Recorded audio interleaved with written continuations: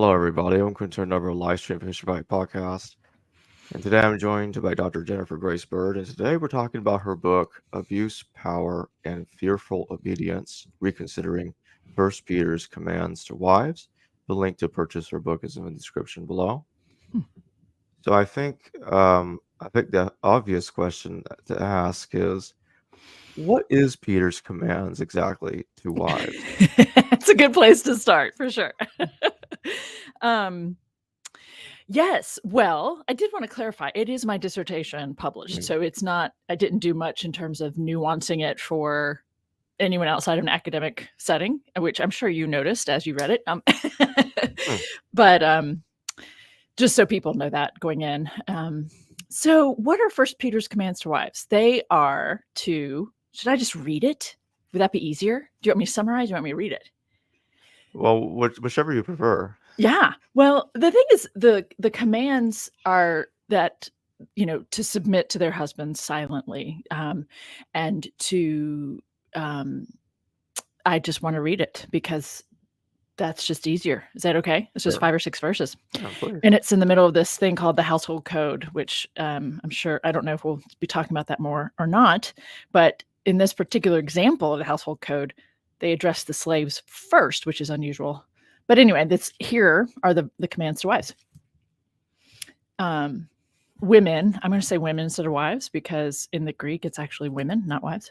Women, in the same way, accept the authority of your men, so that even if some of them do not obey the word, they may be won over without a word by their women's conduct when they see the purity and reverence of your lives.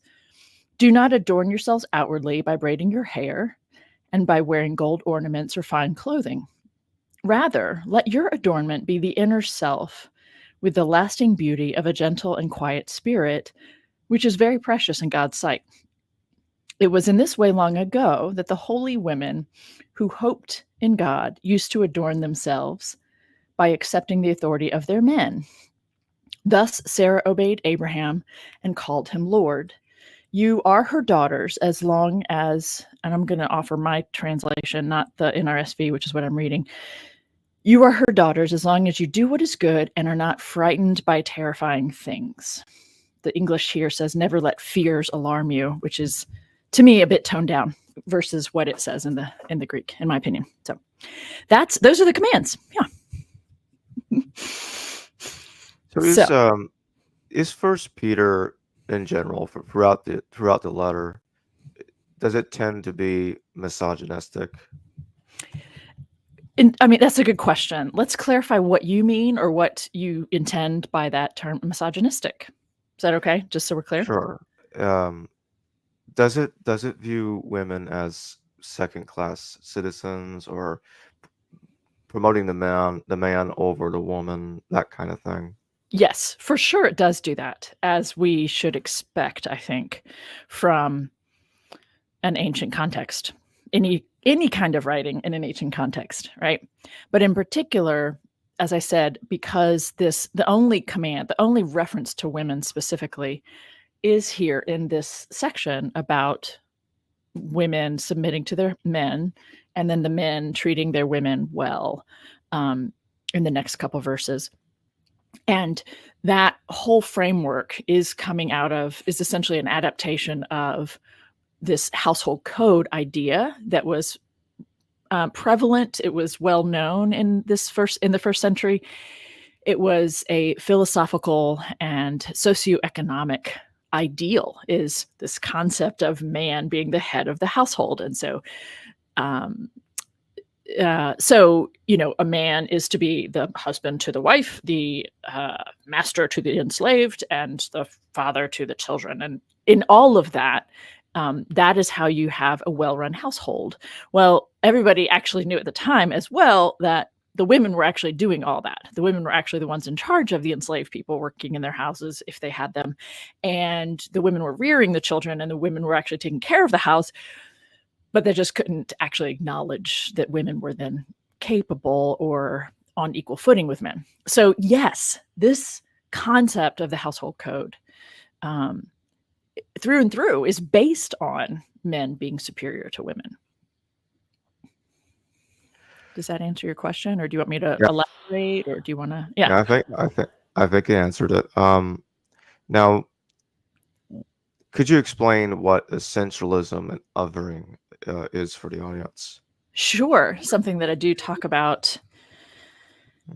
Yeah, in the book, one of the I think specifically in the methodology chapter, I talk about what it means to essentialize people, or how and when it happens, actually, that we essentialize people, and this concept of othering. This idea of when we think so othering. I'll address othering first, because othering is I think is something we're all kind of familiar with in general. When you talk about a group of people in a way that's negative in some sort of way, and you talk about them as if they're a separate entity of humans, then that allows you to have some sort of justification in thinking of them as lesser. So when we talk about certain groups of people today, immigrants, LGBTQ community, folks in the LGBTQ community, when those groups of people are talked about in some sort of negative way, some sort of, that's those people over there, those others, right? Those inside and those outside, right? That's another form or another way that people do this othering kind of a move. So that allows or justifies people to treat these others in less than fully human. My cat is very curious today. I was doing this yesterday for an hour and she didn't miss it, and so I'm sorry. I have my cat's kind of getting in on this. No problem. The issue of essentializing. This is an issue that I think is a little bit more difficult to spot, and I think in a sense it's a bit more powerful. And so when we essentialize people, what that means is it's when you talk about someone. One of the easy ways actually to get at this is to look at the list of sins or whatever. When Paul has in some of his letters, he talks about, he doesn't say someone who lies, he says liars, right? So he has a whole list of people being essentialized in light of this one thing they might do, which is not actually who we are as humans. We are not actually, if you have lied, that doesn't actually make you a liar. You aren't necessarily constantly a liar, right? And I don't know why I'm stuck on the lie. I should look one of his other, but so all of these different issues of, I'm trying to think of some other descriptors, because I end up hearing it a lot when I am in a conservative space, or when I'm talking to people who have slightly more conservative worldview than I do. And, this essentializing of a person in light of one particular thing, I do think I find it problematic because of the way that then also connects to these negative labels, or the treatment of people when you think of them as this one thing. Even in current contexts, we have people talking about addicts or people who have addictions. Again, it's a little bit different with that, because an addiction is a disease. It's a thing that fully does affect a person. But when you talk about someone as one thing, you're missing the whole picture. You're missing the whole human, or a more nuanced understanding, all the gray areas, or however you want to look at it, right? So that's what I mean by when I talk about essentializing and othering. It's usually a form of, it's a power move, right? It's a way to either control or have some sort of a thumb on somebody, and it keeps you from having to actually get to know them very well, or it keeps you from having to understand the complexities of life when you are making things so simple like that. Follow-ups to that question, or maybe things that weren't as clear as you'd like? Oh no, I thought it was pretty clear. I was just Switching for a back. second I was fixing my green screen because it was Yes. falling. Gotcha. Okay. Can you discuss the pre-colonization and post-colonization interpretation of 1 Peter? Wait, can you say that again? Do you, You talk about pre-colonial, post-colonial interpretation in your dissertation on 1 Peter. okay. So the difference between when people are reading First Peter through a political lens versus when they are not, is that what you're referring to? Yes. Yeah. The main thing there, at least from my perspective, is when we take, so for me, doing a post-colonial lens involved looking at what the political dynamics were at the time, how those influenced or perhaps were adapted into some of the writings that ended up in the Newer Testament, how those elements were what people were responding to specifically, right? And taking that very seriously. And, prior to my own interest in postcolonial studies, I hadn't thought through any of the scriptures really as primarily a response to something political. I always thought about it through a spiritualized lens. Everything was about your faith or about your spiritual life or getting to heaven or some sort of spiritualized interpretation of these texts. And so to read First Peter that way, you're going to read things such as, let me pull up the opening. So for instance, the opening when it says, Peter, an apostle of Jesus Christ, to the exiles of the dispersion in Pontus.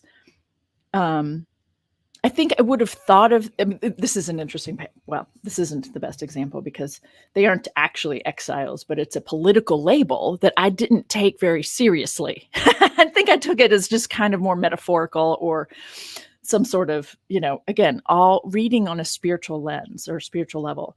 So to the exiles in Pontus, Galatia, Cappadocia, Asia, and Bithynia, who've been chosen and destined by God the Father, sanctioned by the Spirit to be obedient to Jesus Christ and to be sprinkled with his blood.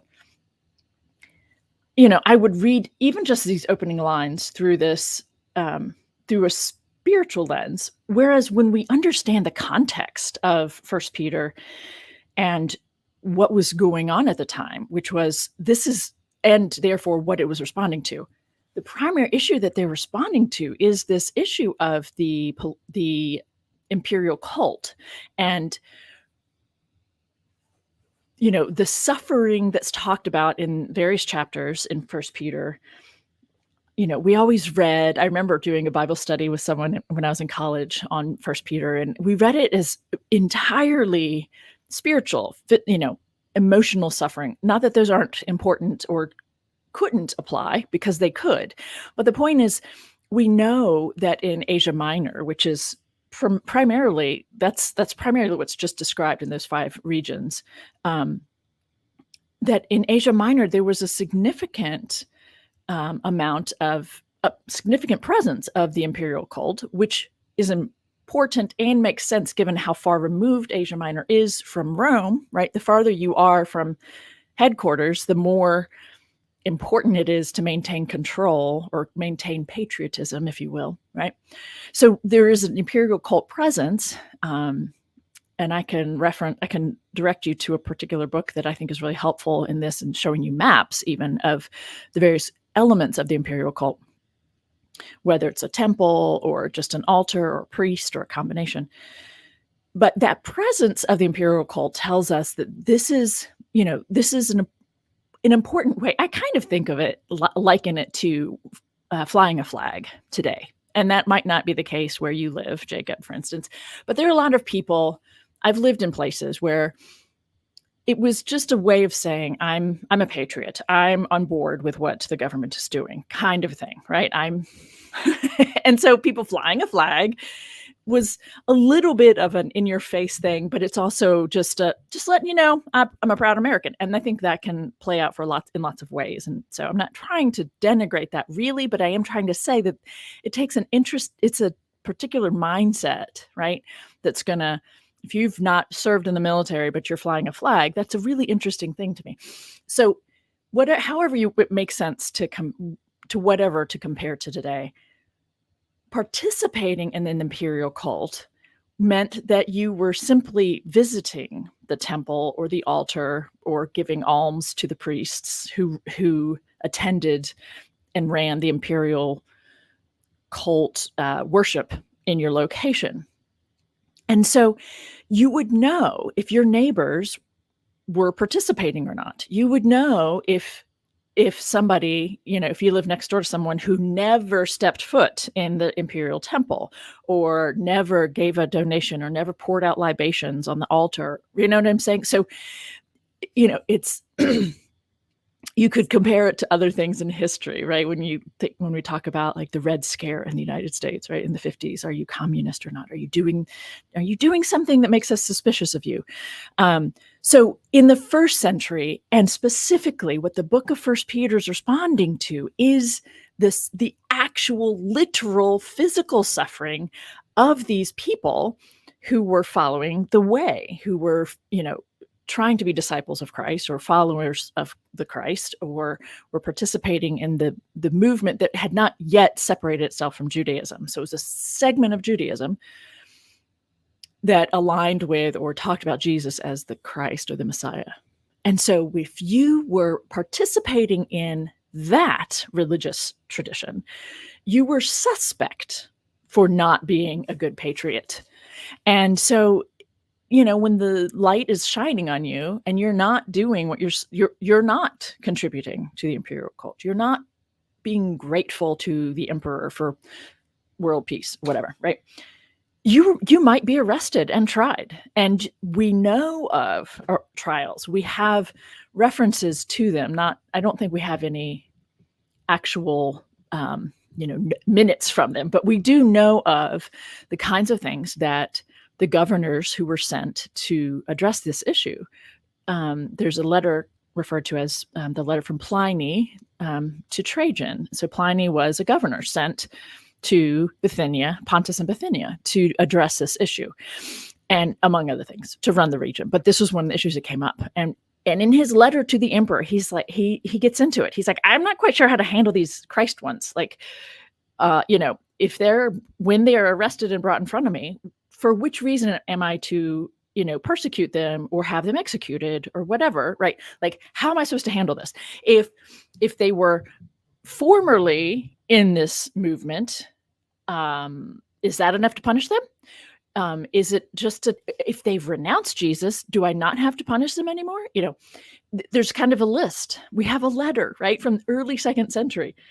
And if you read through the letter of First Peter, you can see that same language that shows up in this letter from Pliny to Trajan is in the letter of First Peter, the same kind of language. The language about, I'm going to see if I can find it real quick, because I think it's in chapter 3. Hang on a second. So, but the issue of suffering comes up a couple different times. It's in chapter 1. Let's see. Right. So let's see, over here in chapter 3, now who will harm you if you are eager to do what is good? But even if you do suffer for doing what is right, you are blessed. So if you're suffering because you've been persecuted or pigeonholed as maybe not honoring the emperor, that's going to have social implications for you. Just like looking like you're from the Middle East, living in the United States after 9/11. There was nothing official, but it certainly played out in harsh ways for a lot of people and still does to this day, right? So we're talking about suffering. There was actual socio and sometimes socioeconomic, social suffering, right, in terms of judgment or persecution. So even if you suffer for doing what is right, you're blessed. Do not fear what they fear. Do not be intimidated. but in your heart sanctify Christ as Lord. Here we go. Always be ready to make your defense to anyone who demands from you an accounting for the hope that is in you. When you are arrested and put on trial, sometimes in the middle of the night, but whatever, like put on trial, you're going to be asked. You're going to be asked about this thing. What are you doing that has caused you to be brought before me today? What is this thing going on? And so and then carrying on here, yet do it with gentleness and reverence. Keep your conscience clear so that when you're maligned, those who abuse you for your good conduct in Christ may be put to shame. I just always read this as being, just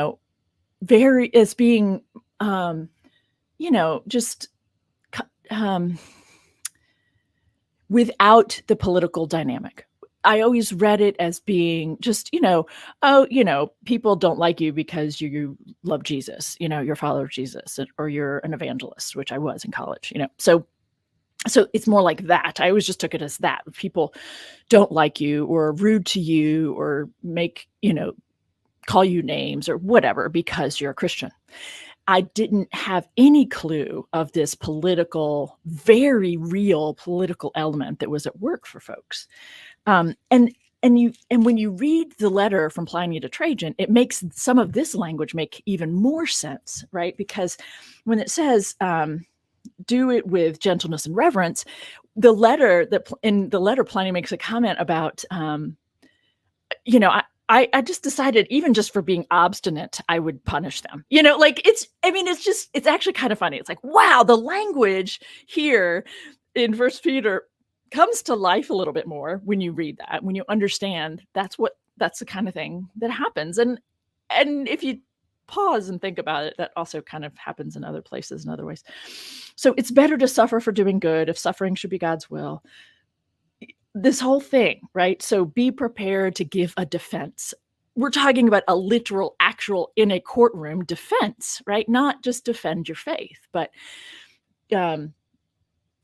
so that to me, the letter of First Peter and the letter of Revelation, for instance, the book of Revelation, are both responding to this issue, the suffering of people who are members of the way, who are followers of Christ, who are part of the sect of Judaism that worships Jesus, right?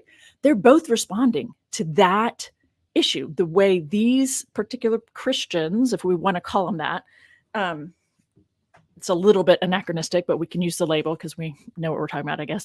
But when Christians are being persecuted for all kinds of reasons, right? But whether it's just the association with the name, and that's one of the questions that comes up in the letter of Pliny, is it the crimes associated with people who are Christians? So this misunderstanding of Christians, right? They meet early in the morning, before dawn sometimes, because laborers, that's the only time they can meet, right? Or so what's happening in the dark, right? What do? They do this thing called, drinking the blood and eating the body of Christ. Like, what the hell is that? Like, what are they, this issue of cannibalism was being lodged against some of them. This issue of incest, or, when they're calling each other brother and sister, and then they talk about the kiss of peace and la, la, la, la. Like, it's very innocent, but it's being misunderstood or taken out of context.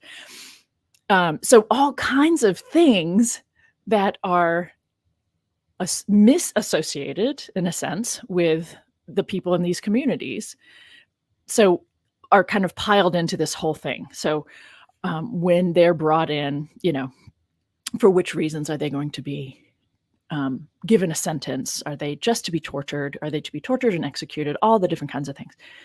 So this is going on. And Asia Minor, right? Most of Asia Minor, then you can see on the map the places of the imperial cult. And so the letter of First Peter is written by somebody who is in prison over in Rome, right in the heart of things, in the capital of the empire, right? He's imprisoned there. And so his response to this persecution is, do what you need to do to survive. The author of the book of Revelation, having some sort of psychotic trip or something, right? Psychedelic trip of some sort, right? I mean, the dream he narrates is pretty trippy, right? He is responding to the same issue, but he is much farther removed from the capital. And I think that's part of what plays into his ability to be, instead of saying, just do what you need to do to survive, he's giving the empire the middle finger and saying, down with the empire, it's going to end soon, and they're going to get theirs. It's a very different response to the same political dynamic, right, that we see First Peter responding to. And I do think that the geographical location of the two different authors has a good bit to do with why we see that. John of Patmos, so he's literally on an island just off the coast of Asia Minor, very close to the town of Ephesus. He is on a work camp, an island that is a work camp for political prisoners, right? And so he writes to these seven churches. So 7 being it's a good number, for all the kinds of numerological reasons. There's more than 7 churches, but he refers to 7 in the region of Asia, the western part of Asia Minor. They're addressing the same dynamic. They just do it entirely differently. But many Christians over the centuries have been taught to read those 2 books through a spiritualized lens instead of through the lens of understanding the political dynamic of what's going on, right? In what they are, not just the language that we see them using at times, which is language that does show up in the political realm or in the courtroom, right? But also what they are literally responding to. Why is the author of First Peter writing? He's writing from prison, and he's heard that these people, are, one of the things going on is they are suffering. They are suffering for being a part of this. And his advice to them collectively is, when he calls them exiles, he's using a socio-political label for them. It pulls in the political element and says, just do what you need to do to survive. And so that to me is what makes, so I make some sense of what his comments are to the women specifically, right? But, when he brings in this household code and addresses the enslaved peoples first, there's the longest segment of the household code that's being used that shows up in First Peter. The longest segment is addressed to the enslaved peoples, which I think is very interesting. I'll come back to that. But so you have his advice. Let me try to make my point here. His advice to the women and to the men, all of them, is to behave in ways that look like they are supportive of empire, right? When you have in a household, you have the pater familias, right? The head of the household. And if the woman and the enslaved peoples that live or work there are not worshiping the same God as the pater familias, that looks sketchy because it looks like he doesn't have control, right? If the people in your home are worshiping a different God than you, right? It looks like you don't have a handle on things. And on a certain level, it's true, right? And we think that that's part of what was going on, is that these women and enslaved peoples were joining this religious tradition because it gave them some freedom. It gave them some power. It gave them a chance to have a bit of a voice. And the men did not take well to that, right? For various reasons. And so that there's tension there. There's, I think if you stop to think about, even in current times, when you have a family that has different religious commitments, it is something difficult to navigate. It is something that people can do. Many people do it, right? I've had lots of students come out of those kinds of homes where they will talk about, well, my dad was this, my mom was that. I did a little bit of both or neither, and they didn't force on me or whatever. but it is a real thing. It is a real issue, I think. So I feel some sort of empathy or something for that. It's an important thing to take note of. Okay, so what's happening here is part of the reason this segment of Judaism was suspect is because of the way that the equality between men and women that was set in motion by a couple of Paul's ideas. So in Galatians 3, when he talks about in Christ, right, we leave all of our socio-political labels at the door. We leave all of our roles at the door. Yes, you are a master and you are an enslaved person 24/7, but for this little window of time, just set all that aside. It's a great idea. It's an ideal. It's not possible to live into. I mean, I've tried to do it. I've watched other people try to do it. It's just really, really hard. If you boss someone around 6 days a week, to not boss them around on the 7th, like, come on, doesn't work very well. But it was an ideal. And so that idea that in Christ, male and female, Jew and Greek, slave and free, those ideas we don't live according to those practices and the social status and all of the things that go along with male and femaleness, enslaved and free, Jew and Gentile. And so this element of giving women a voice, acknowledging enslaved peoples, letting them actually have a voice in a religious setting, that's actually a big deal. And I do think it was a big piece of why we have, by the end of the first century, we have multiple places in the Newer Testament writings where the writers of the letters took on or adapted this socio-political ideal, referred to as a household code, to counter the equality or the egalitarian nature that was perhaps established or was playing out in some communities, because not just because they were misogynistic or sexist, but because from the outside it looked suspect. If you have, and the thing here is, it's because the churches were meeting in households. So what that means is all week long the household is run according to the political ideal, right? Everybody thinks the man is the head of the household, the woman runs everything, the enslaved peoples, blah, blah, blah, the children, women taking care of the children, all this stuff, yada, yada, great. But for this one thing that took place in that household once a week, all that hierarchy, patriarchally defined hierarchy, is out the window. You have women leading. You have enslaved peoples being ordained, if you will, to bishop or to the role of deacon or deaconess.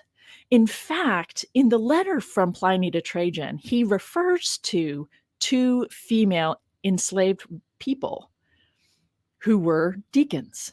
They were the heads, or I mean, at that point, that's the role. That's the deacon is the leader. So we have we have evidence of Galatians 3:28 really being taken to heart, right? And that particular practice, those practices of equality, egalitarian ideals, being given a space in this meeting that takes place in a household.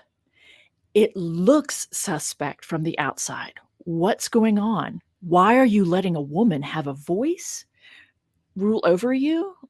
What's wrong with you? We can't let the enslaved peoples actually have a voice, because then they're going to rise up against us, and that could that's the downfall of everything, right?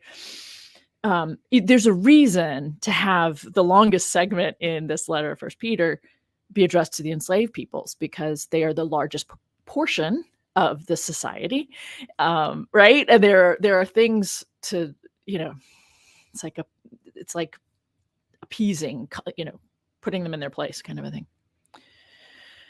So the issue is I think it's very complex. We have we have this dynamic that's playing out in the household because the church meetings are taking place in households for the first couple hundred years.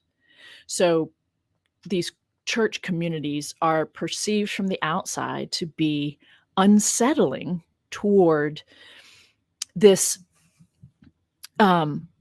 this standard. The household code standard was understood as a way essentially to maintain empire. And what I mean is, the way you have a well-run town or city is you have a whole bunch of well-run homes. If all the homes in town are run according to this socio-political ideal, right? The head of the household, the man runs, is the husband to the wife, and the master to the enslaved, and the father to the children. If all of those pieces are in place and everything is running right in that household, that is a well-run household. That's considered a stable home, right? I think you can actually hear echoes with today, right? So the way you have a well-run town is to have a town full of well-run, stable homes. The way you have a well-run region is to have well-run, stable cities. And the way you have a well-run, stable as possible empire is for all of the regions to be stable politically, right? So the concept of, the home being the building block, being the thing that matters the most for national security, like, that's not a new concept. That's been alive and well for thousands of years, right? So all of these are playing into the language that they're using, and the advice they're giving. And so I think that the writer of First Peter meant well. I really do. I think he, in telling women to silently submit to the men who are abusing you and potentially raping you, which is a natural outcome, unfortunately. Like, this isn't like, oh, I'm just speculating. No. In a patriarchal world, when the women, I'm sorry, right? But in a patriarchal world where men feel threatened or feel like they're losing power, one of the very typical ways, not that all men, but one of the ways that some men will behave and lash out and try to reclaim power or establish themselves is going to be in physical and sexual abuse. That is documented, right? I mean, it is documented when things become less stable. What's referred to as domestic violence, intermittent personal violence, increases. This is a reality, right? So I lost the train of thought how I was making that connection, but so we know, what's interesting to me, to finish up the line of thought I was started there with, I do think that the writer First Peter meant well. I really honestly do. He's telling the women to endure the treatment that they're experiencing. He's trying to connect them to their religious inheritance and ancestors. It is stunning. It is just stunning to me that Sarah is only held up as someone to emulate one time in the Christian Bible. And so that means to me, when I say a Christian Bible, I mean the two primary testaments for Christians, the Hebrew Bible and the Newer Testament. She is held up as someone to emulate once, and it is here in this passage. That was that Sarah, you are her daughters if you're not frightened by terrifying things. And the thing is, the reference that's made here, or the echo, or the allusion to Sarah here is to when she is pimped out by Abraham and is forced into the Pharaoh's concubinage. So she is faced, I don't know how you feel about saying certain words on your podcast, but I'm going to say one of them that's difficult for some people. But, I do believe that she's raped by Pharaoh, and it's threatened to her in chapter 20 of Genesis. So in chapter 12, I think it happens. Chapter 20, the author goes out of their way to say, and he didn't touch her. Well, why is Sarah coming up at this point in time? Because Sarah was forced into a physically abusive, sexually abusive situation to protect her husband, to protect the man she belonged to. That's terrifying. And what is happening here for these women in the first century, end of the beginning of the second century, is similar, right? They're experiencing abuse at the hands of their husbands, the men that they belong to. So the only time Sarah's held up as someone to emulate is when we're talking about sexual abuse or assault, rape, that wives are experiencing, are being told to endure for the bigger picture or the long-term goal, right? And he says things like, you can win them over with your actions. And, I think he meant well. What he didn't know is that's just not true. That's not how things work. Obviously, he wasn't an abusive partner, so, right? Because if he had been, he wouldn't have written that. I don't think he would have. So good for him for not being abusive. But what we know about abusive relationships is that they look very much like what the narrator is narrating here or depicting for the women, right? They are silenced. They are cut off from connections outside the home because that helps them to take care of themselves. They are dependent upon the men. They are women are told, and it's not just that women are the only ones who experience violence within the home, but predominantly so. Women are told you can win them over by your kindness and your sweetness. People are told that because of this line in faith communities. People are told that because of this line in 1 Peter, but it's not true. It doesn't matter what you do in an abusive relationship. It always gets worse until or unless the abusive person chooses to do something. It might have cycles of, oh, sorry, baby, let's start over. But it always gets worse. And there's a constant element to it in terms of the always walking on eggshells. So, there's so many things to this particular very short passage, and it being located within this letter, 1 Peter, and it's all the pieces, all the elements that play in here that I just think are fascinating. Sarah's held up one time as someone to emulate when she endures sexual assault and endures being raped. Good God. Right? And downplays. Like most people, I have to kind of invite students to see that that's what I have to convince some students who come from faith traditions that that's actually what happened, because so many students in a faith tradition want to believe that God protected her, for instance. And like, yeah, that's just not how it plays out, right? Abraham got a whole bunch of goods. That means that Pharaoh did too. You know what I'm saying? Got to take something from her that he wanted. So,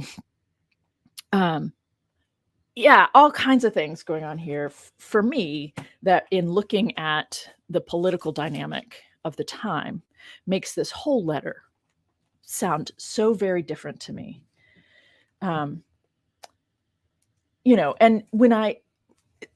as I was working on the dissertation, the thing that I finally came around to was to try to think of it this way. Though I don't think he meant it, I do want to believe the best of the author of 1 Peter, right? Writing from jail, right? So I don't think that he was conscious of this by any means. But yes, everything that's going on here is a form of control over a woman, in this case, because he is talking to women. Telling them not to adorn themselves outwardly by braiding your hair. Well, that's a form of self-expression, right? When you can't wear your hair the way you want to, that's a limitation on yourself and expression, or however you want to present. The same goes for wearing gold ornaments or fine clothing. Those are all, accessories are accessories. It's there to say, this is my flair. And we can talk about why he would say that. Why are they telling them to not get dressed up when you're in church and all those kinds of things? I think there are important side elements going on there, because that same line shows up in 1 Timothy, where if you have people of varying socioeconomic status, right? You don't want people showing up for this communal thing once a week, having other people's money flaunted in your face if you come from very low economic status, right? So you want it to be a space where No one is going to feel awkward, right? I think that's part of what's going on here. But what it ends up doing over time is it's cutting off, it's shutting down self-expression. I spent a good bit of time thinking about clothing, actually, as I was writing this dissertation, because of its role and how important it actually is. It's really fascinating to me to watch different segments of our population and different generations, and how different groups of people present and talk about whether or not attire matters, or in what way it matters, and to what extent that then plays out in the way they live their lives, and down to the quality of the work they produce. I mean, it's not a stretch, right? It might sound like it, but it's not, right? You wear work clothes for a reason. Some of us are more impacted by it than others, but there's a psychological impact on people. And again, some people more than others, that's fine. But, so all of these pieces are actually really powerful. When you're telling women they can't express themselves with their hair, their jewelry, their clothing, and then people take it from not just being within the weekly meeting of the church, but all week long, right? And that's how you end up with some very, very simply dressed communities within the Christian faith, right? One of the reasons. But all of this is 101, abusive relationship 101. That's the thing, is this particular passage sent me into the realm of trying to learn about and understand domestic. Again, it's intimate personal violence is preferred these days, but most people still know it as domestic violence. But so the narrator speaks to these women as if he is an abusive partner. The things that he is telling them essentially classify as the things an abusive partner would be requiring of their partner or spouse. Silence, telling them that to be quiet, and purity and reverence, and a gentle and quiet spirit, which is precious in God's sight. And that line, there are days when that line just makes me see red, because I don't have a gentle and quiet spirit. And so are you telling me that God doesn't cherish me? I'm not precious in God's sight because God created me this way, or I can sometimes get really angry, and that's, I just want to tell people off on that, right? Like, don't tell me to have a gentle and quiet spirit. That's controlling me. That's telling me to shut down who I am. And you see this today with people talking about the differences between when men, generally speaking, when they act in certain ways, it's fine because it's manly. When a woman acts the same way, it's a problem, and all the different things. Yeah. When a female person has not a quiet spirit or gentle spirit, but it's just who she is. That's me. I feel like that's me, right? You trying to tell me I'm not okay the way I am? You want to shh me, put a lid on me, right? That pisses me off. No, don't do that. But that is what happens in an abusive relationship, and we can just keep going, right? This and when you put it in those terms of this is precious in God's sight, right? You're making it theological to be demure and self-controlled and beyond self-control, right? Squelching your own spirit and mind is what this is doing, right? So, this passage tells us that there was domestic violence was happening. It makes it very clear. We already knew that from other contexts, but it's the way it's being addressed mimics an abusive relationship.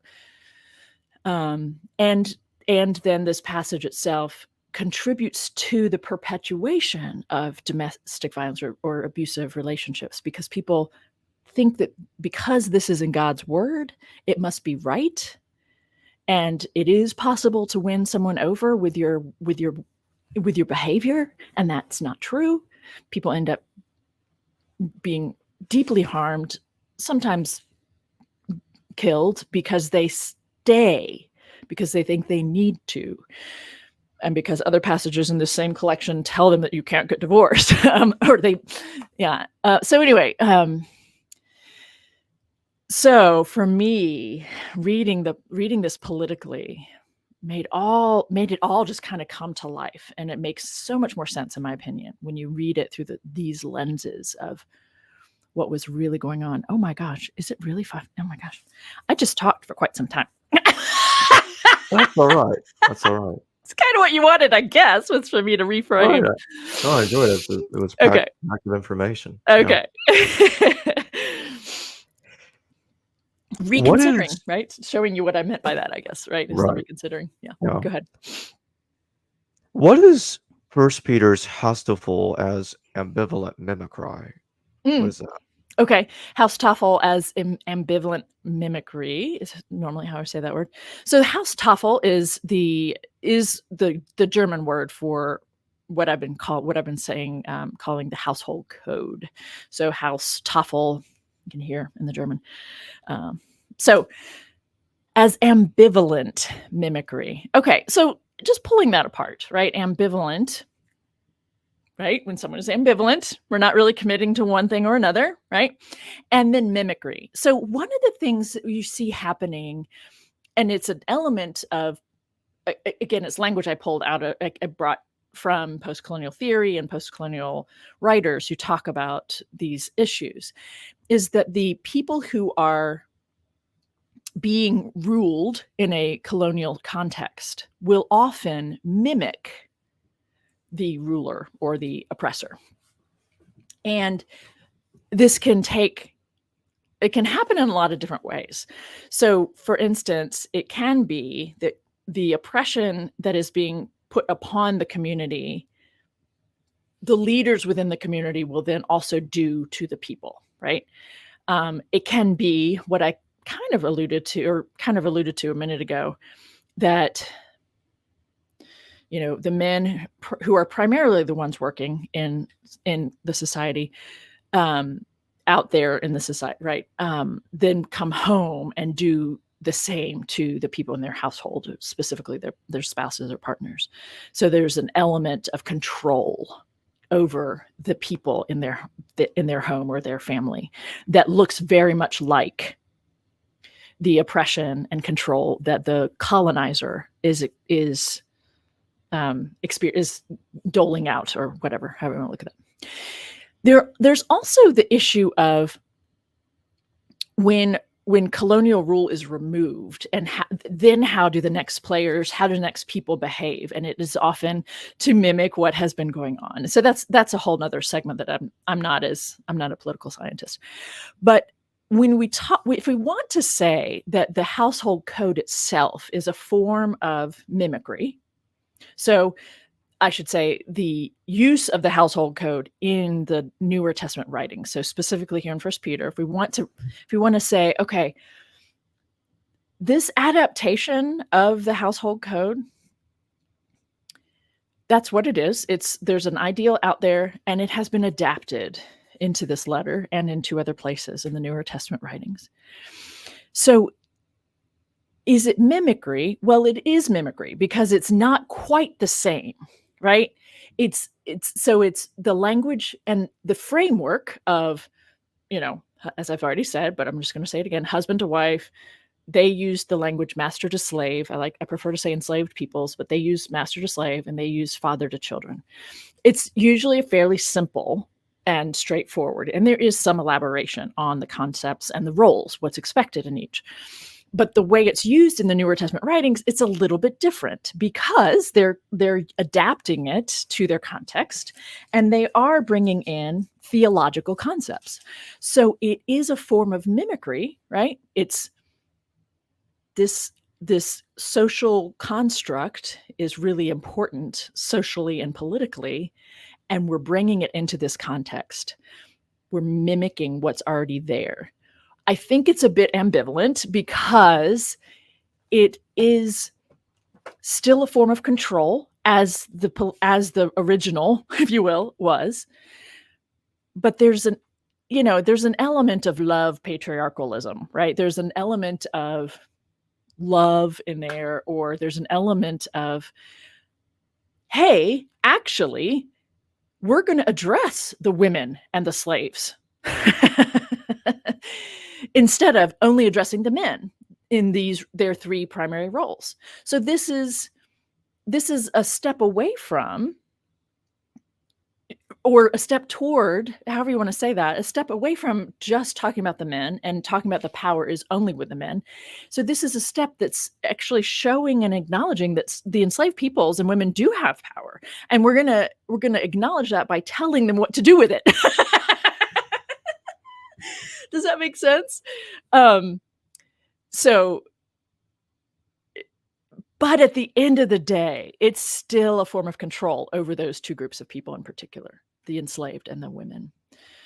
So, you know, it's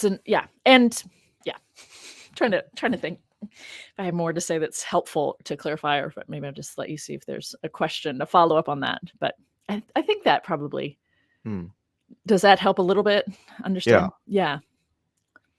What I was getting at. What is the new Israel?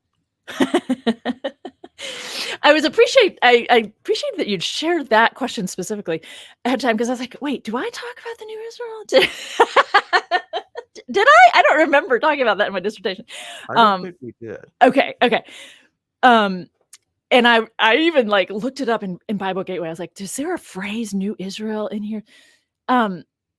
If I'm understanding your question, and not entirely sure where that came from, but out of what I was saying, but I do think that one of the things we see, one of the effects of,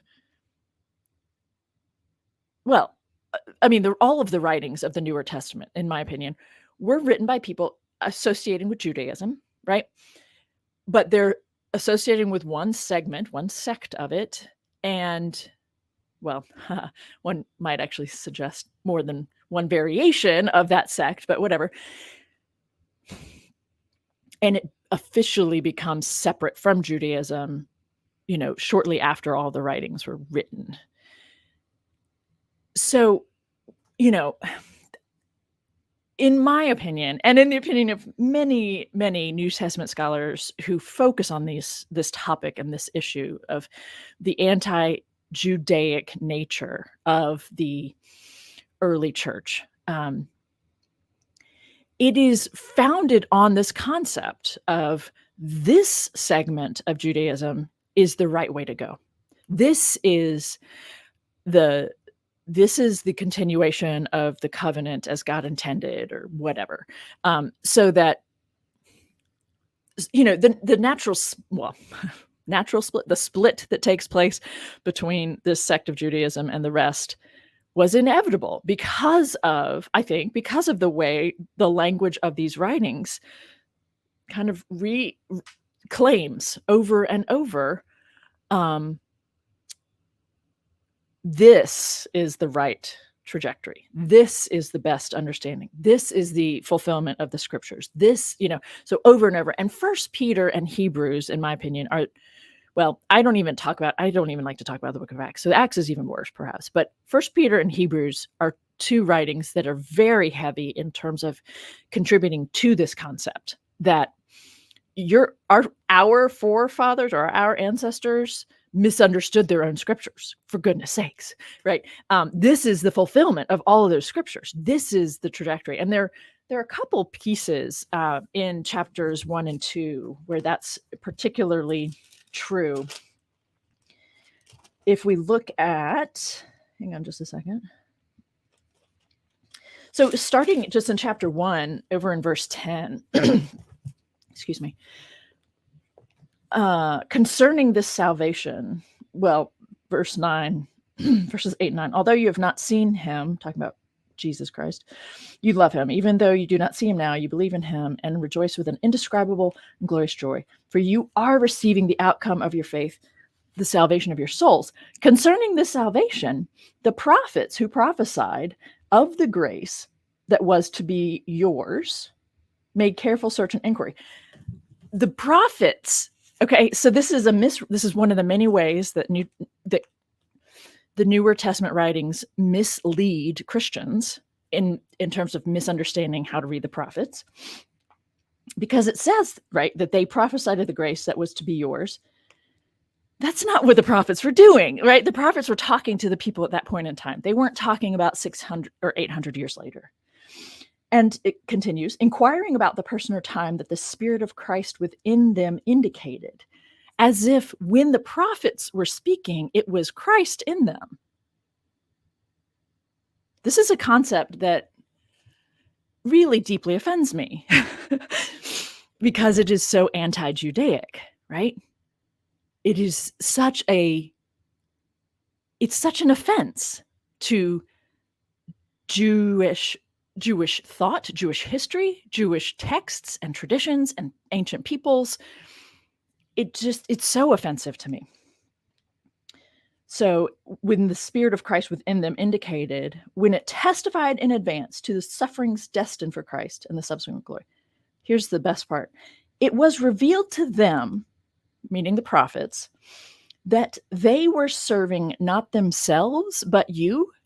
I mean, if I were in my own classroom, I would have dropped a few F-bombs by now. And like, if it weren't being recorded, and if I were in a classroom of people I've known for a few weeks, I'd be cursing. This makes me so angry. It is so offensive to say that it was revealed to them that they were serving people 600 years later, not themselves. They weren't actually doing what they thought they were doing. They were talking about something to come in the future. Like, no, it's just awful, right? So, and then there's another passage where in chapter 2, there's a whole segment actually where it talks about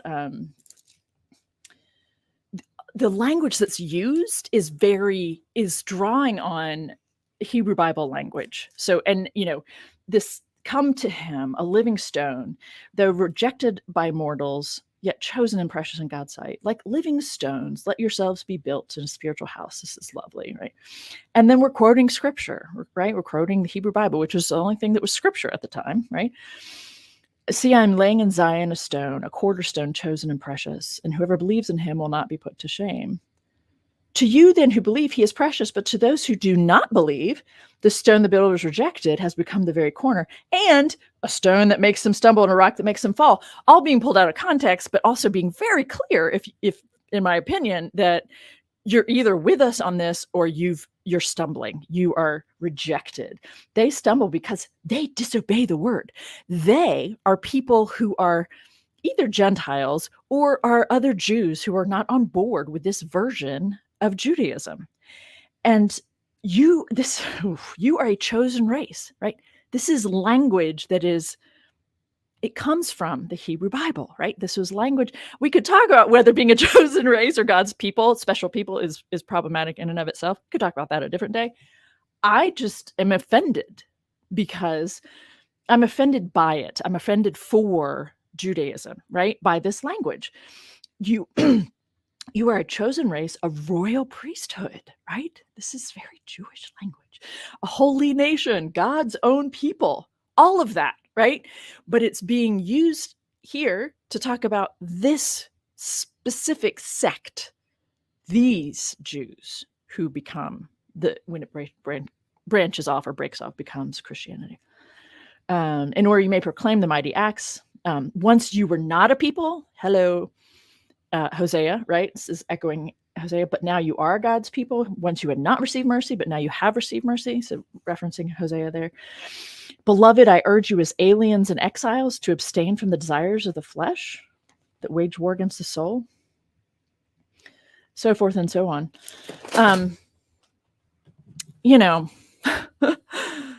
Yeah. So that, and then the book of Hebrews, those two are the ones if I teach anything from 1 Peter and Hebrews in a course, whether I have time or not, depending on if I have time or not, that's how I teach them. Is I teach them talking about the elements in them that are misinterpreting the Hebrew Bible passages that they're quoting and showing people the harm and the ultimate implications of these claims, which are repeatedly, they do create animosity towards Jews. It's just what it does. And, you know, there are certainly Christian traditions who play that out very strongly.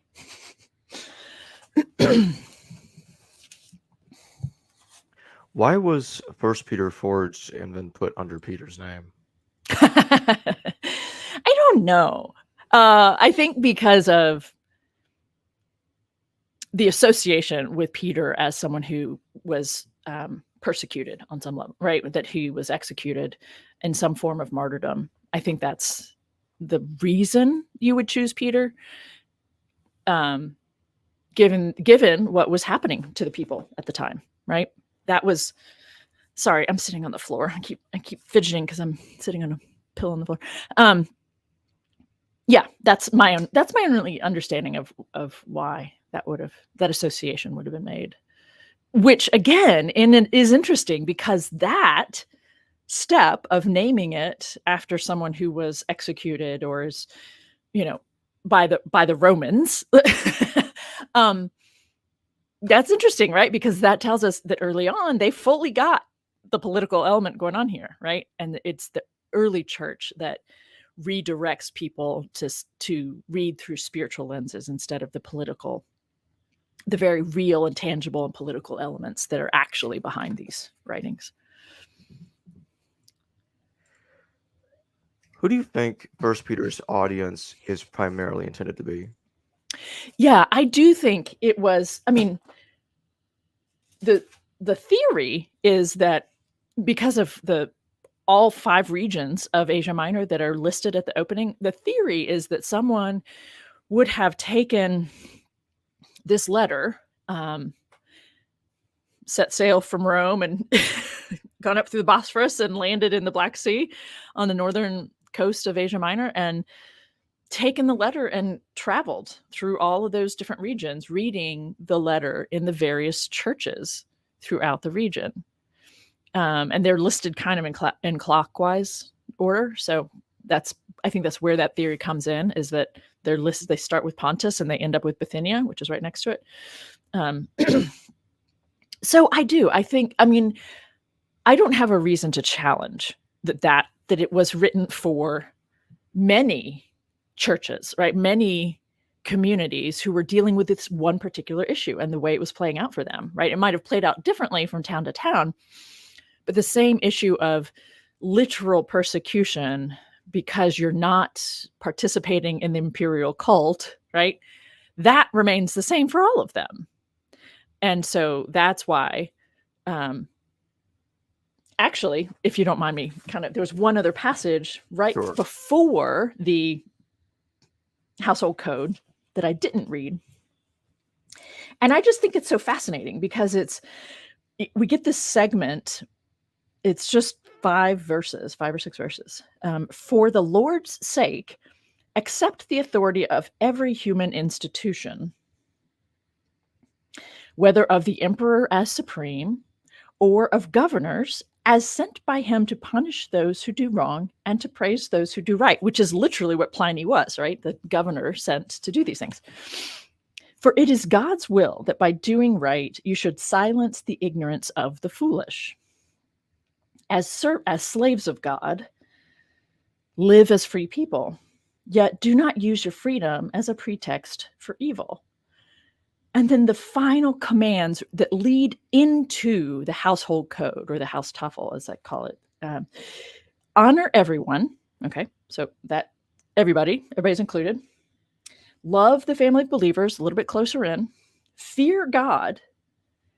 Honor the emperor. Above all else, go out and honor the emperor. Do what you need to do to make it to tomorrow. So, and then it leads, and then the next line is talking to enslaved peoples, and then segment about women, and so yeah, that's who I think it was written for, people who were actually experiencing this persecution, not official. It's not like it was legislated, but it was. You don't have to, right? When people care about their city, or their area. Some, we handle it differently, but some people are going to monitor that and are going to note that so-and-so and these two communities of people are not honoring the emperor. What's up with that?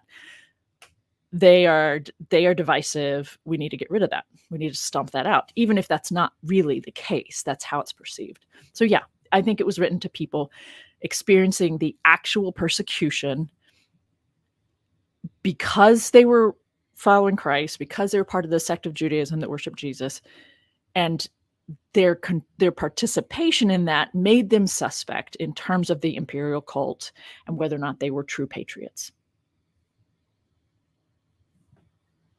And final question, when do you think First Peter was written? Oh, yeah, I think I had to come up with a date. Like, you have to decide what you think, when you write a dissertation on a particular letter or whatever. So I lean toward about the same time as the completion of Revelation. So I lean toward the mid-90s.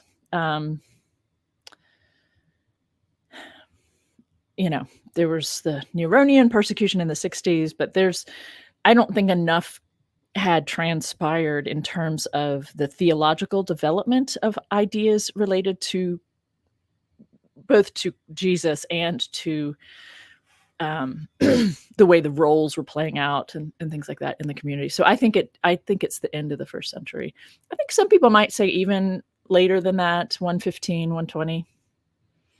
I don't personally. Well, so that's my guess. That would be my guess, is the mid-90s. Well, thank you for joining me today, Dr. Bird.